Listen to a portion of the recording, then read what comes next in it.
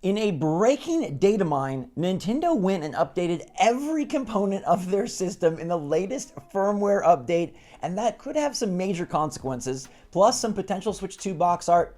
Looks chef's kiss, and it's another Amazon Prime deal day here in October, and I've got all the Switch stuff you should pay attention to. So good morning, Mario, and good morning, Switch fans. Hope you're doing fantastic out there. I am, because we uploaded a late night video with all sorts of real juicy stuff. Walmart Canada tweeting about a Nintendo Direct in October when they never do that, and there never should be one. Plus, Nintendo updated to 19.0, and they removed what many believe to be the code name for Switch 2, Ounce. You can check out that full video if you want all the details and the proof of what's been going down. That Walmart Canada tweet, though, as weird as it sounds, has me really excited. But first, we've got more today, as the 19.0 firmware has been busted open, and there's some changes in there that could have some pretty interesting consequences. Plus, you can grab a Lexa Play card, the very best Nintendo Switch memory card, a 2-pack, during this Amazon Prime deal day. It is a super sweet savings and grabs you not only a huge, safe, secure,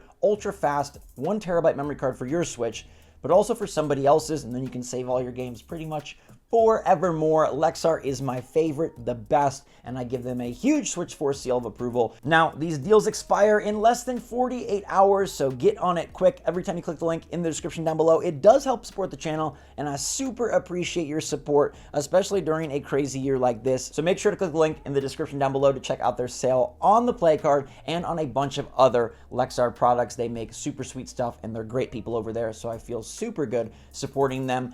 And I feel good supporting you with the knowledge about this 19.0 bustin' loose data mine. So as I mentioned last night, we knew that 19.0 was just like a general system update type update. Nothing fancy there. They remove Ounce, very bizarre, on the same night that Walmart Canada is tweeting about a potential October Direct. And then we find out that pretty much every system component was updated.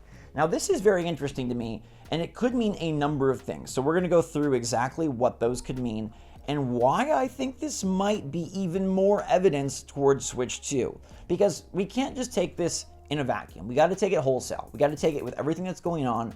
We know what time of year it is. We know that Nintendo just evaporated all of their September presentations.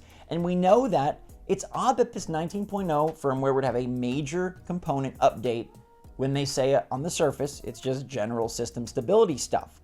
Now, they're saying that this is normal for major updates because the OS is rebuilt with a newer SDK version, and it could just be something for game devs. We'll start with the most exciting, which is that this is prepping the Switch for the Switch 2. And not prepping a Switch 2 firmware, obviously that would be saved for that system, but a way to connect and push forward into the Switch 2 ecosystem. We know that Nintendo is going to allow your Nintendo account to carry forward. We expect and assume backwards compatibility. We believe that games will be able to transfer over, and probably saves and user profiles as well. So Nintendo would need to start laying the groundwork for those transitions, and they wouldn't want to publicize that update. It's something that once Switch 2 is announced, yeah, they can come out and say, look, now we have a new feature in the Switch 1. Download this app and allow yourself to transfer all your stuff to your Switch 2.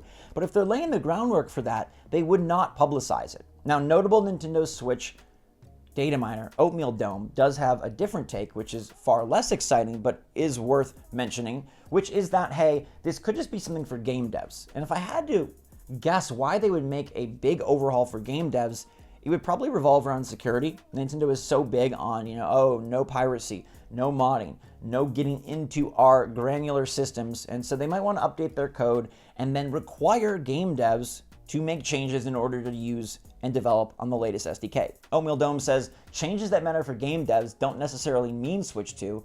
Could just be something simple like Nintendo changed the name of something in the code, so now developers need to update their code accordingly if they want to use the newer SDK, which is a much more boring way to look at this. But I ask you, if 19.0 isn't doing anything really at all, if it's just general stability updates, why is Nintendo going ahead and changing their ways? Why are they updating every system component if there's no need? That's why I brought up security, because that to me seems like the only major need at this point in the game. Why would you need to make substantial changes? To me, it's either security or it's Nintendo Switch 2 prep. It's one of the two, and I think that's what makes 19.0 very alluring and interesting. It comes out very, under the radar. It's got its coat on, and it's like, I'm just a general system update. I just have stability. And then Walmart Canada tweets, and then Ounce is removed, and then there's every system component updated make your own assertion, I suppose. It could go 50-50 on this one, but it does feel like Nintendo is getting ready for the Switch 2. And whether you believe that system is to be revealed later this month or not, like at some point Nintendo does need to do this. At some point they are going to release this system. I think we can all agree that, right? They've like firmly stated there's another new system. So we know there's one coming out. Nintendo would have to do this. Will we look back and say that 19.0 is the time where they started to really get things working underneath the hood? Now, speaking of the hood, some may view the game box as the hood of the cartridge and of the Nintendo Switch experience. And good golly, Miss Molly, I did not know I wanted a box art update so bad. Everybody talks about Switch 2 features they want, like obviously better hardware, they want no Joy-Con drift, they want better sticks, they want an eShop that's actually navigatable. How about box art that ain't just red? I love the look of this, and I think it would add quite a bit of pizzazz. I don't expect them to change the size of the Switch 2 box. A lot of times size is sort of how you know it's a new generation, but Nintendo probably will stay with the same look and same overall dimensions of the Switch cartridge case. Therefore, color on the spine seems like a great way to go, doesn't it? This is absolutely what I'd like to see them to do, and I hope that they do. It's a small little update. It's not a major thing. Frankly, I get most of my games digitally on the eShop, but it would add so much shelf presence to your Switch 2 library, and I like that a lot as a distinguishing factor. Like, these games, look, they're supercharged, much more power, much better graphics, and of course the spine itself also looking far more snazzy.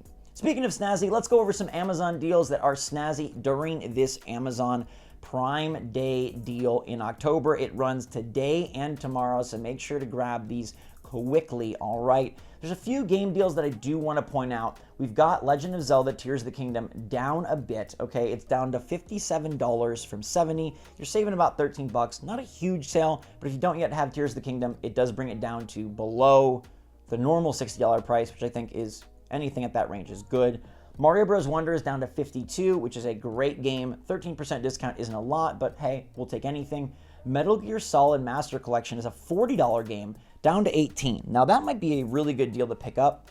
I don't know that this one runs the best on Switch, but if you are eager to check out some Metal Gear on the go, and maybe you don't have a PS5, then this might be a great way to get in on a bargain bin type price for a collection of really good games. Now, on the controllers front, we do have a few good things that I want to point out for you. The Hori Split Pad Compact Attachment Set is 23% off. Now, this is a very expensive controller. I really like the Hori Split Pad Pro, but the Split Pad Compact is a little less big, so it's nicer in that way, and it can be used as a split controller. The normal Hori Split Pad can only be used as Joy-Con on the Switch, so that's where the increased price is. I still find this to be a bit expensive.